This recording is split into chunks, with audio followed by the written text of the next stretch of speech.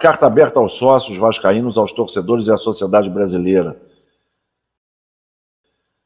Nosso país está cada dia mais cheio de ódio, pobre e fragilizado em sua soberania. É nesse contexto que nossa torcida está dividida como nunca. A dificuldade que a centenária instituição Clube de Regatas Vasco da Gama passa faz parte de um problema mais amplo. Enfrentamos uma causa maior do que nós mesmos, no futebol do país e em toda a nossa sociedade. Estamos vivendo numa era de narrativas criadas dentro de uma lógica global mercantilista, com o objetivo de atirar todos contra todos. Com a sociedade dividida, é mais fácil tomar o que é do povo, perdendo a fé na força do coletivo. Começamos a achar que é melhor tudo ter um dono e que outras pessoas tomem as decisões em nosso lugar. E a venda do futebol do Vasco acaba sendo reflexo desse modo de pensar. Porém, isso contraria completamente a nossa história de glórias, lutas e vitórias. Certa vez, vascaínos remaram contra e enfrentaram um modo de pensar dominante na sociedade brasileira. Quando seus valores foram colocados à prova, emitiram sua famosa resposta histórica. Escolheram o rebaixamento de liga ao invés de discriminar operários pobres e negros. Fomos forjados com base em um princípio: a dignidade das pessoas é mais importante que campeonatos de futebol. A partir disso, o Vasco se tornou o primeiro e verdadeiro time do povo, e isso incomodou os poderosos e seus interesses.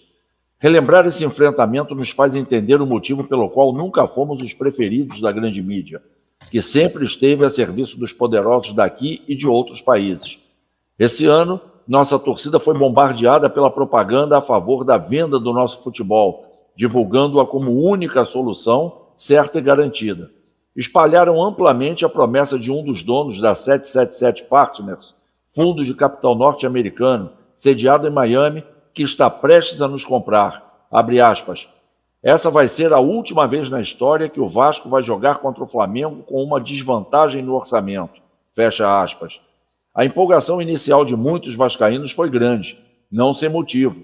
Isso nos colocaria já em 2023 com a maior receita do futebol brasileiro e com chances imediatas de títulos. Hoje sabemos que a verdade não é bem assim. A promessa real é que o Vasco estará somente entre as 5 maiores receitas e não vai ser ano que vem, será apenas em 2027. Detalhes referentes ao processo de venda, quando foram mencionados, apareceram somente em portais de notícias. A maioria dos fatos acabou oculta dos vascaínos pela grande mídia. Ocultaram que as mais bem-sucedidas empresas de futebol do mundo tiveram como objetivo o chamado sports washing, prática na qual o indivíduo, corporação ou governo patrocina ou compra equipes esportivas para melhorar sua reputação, muitas vezes manchada. Que no Brasil, a experiência de clubes-empresa ainda é embrionária.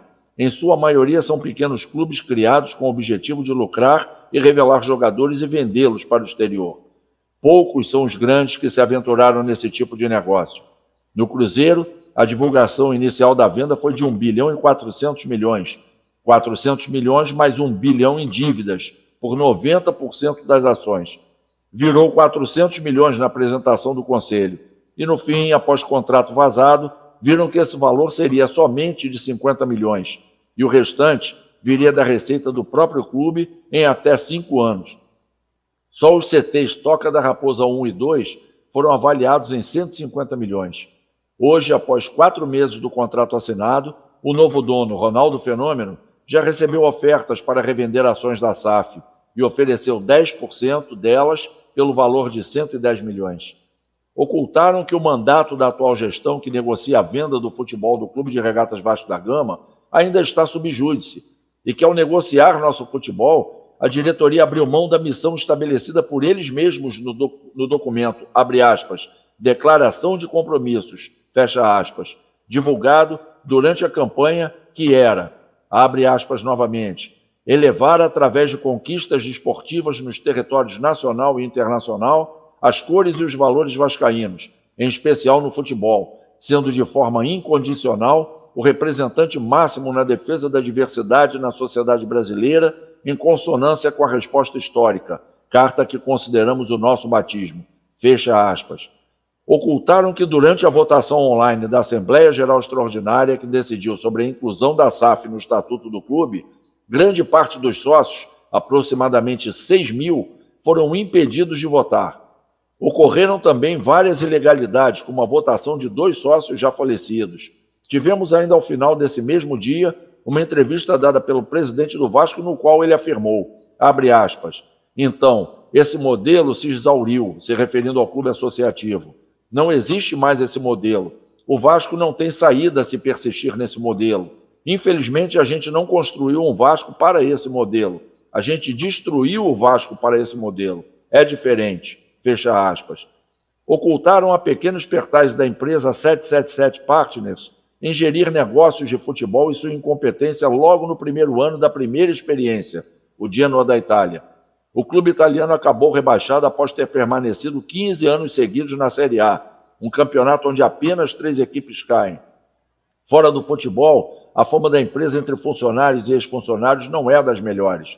Ela possui contra si denúncias de negociatas, nepotismo, falta de meritocracia nas decisões e, o principal, atraso de pagamentos e até calote nos salários. Ocultaram que o empréstimo tomado junto à empresa 777 Partners no início do ano e que tinha como objetivo viabilizar as finanças do clube até o fim de 2022, segundo a própria gestão atual, acabou em apenas 3 meses.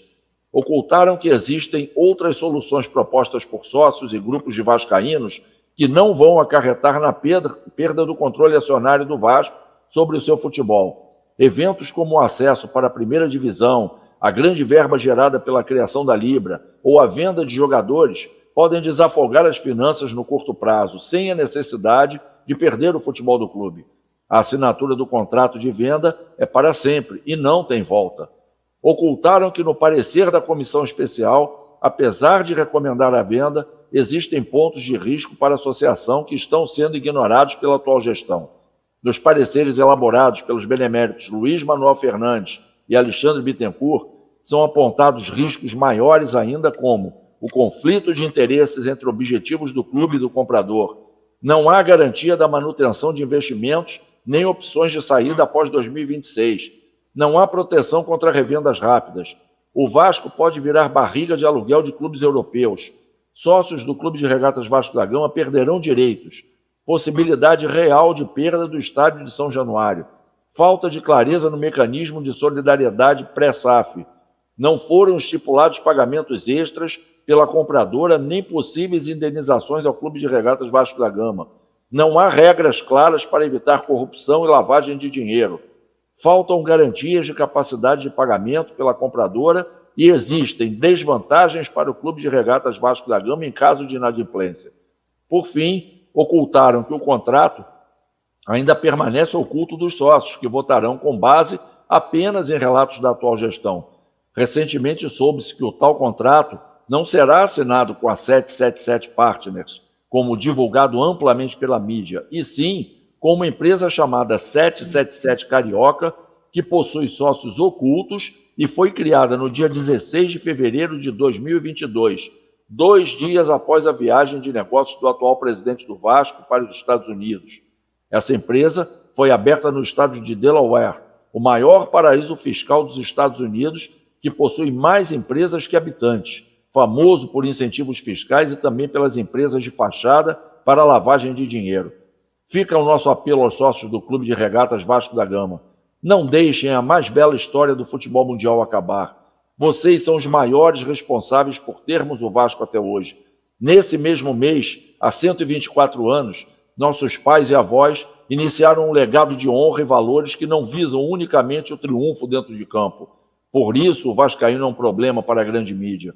Nossas conquistas, alcançadas através da união de pessoas que superaram suas diferenças em prol do bem comum, é um exemplo para a nossa nação que está cada vez mais dividida. Somos um clube criado pela cooperação entre os trabalhadores de todas as classes sociais. Somos um clube católico que tem como símbolo de fé um massagista pai de santo da Umbanda. Somos o clube que colocou no mesmo time, sob as mesmas camisas negras, mestiços, pretos e brancos, e foi campeão logo em seu primeiro ano na primeira divisão.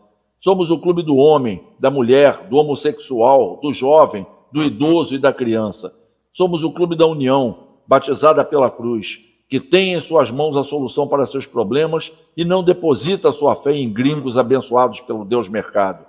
Votemos com essa consciência e não permitamos que nosso clube, fruto da União Luso-Brasileira, torne-se somente mais um negócio de rentistas norte-americanos.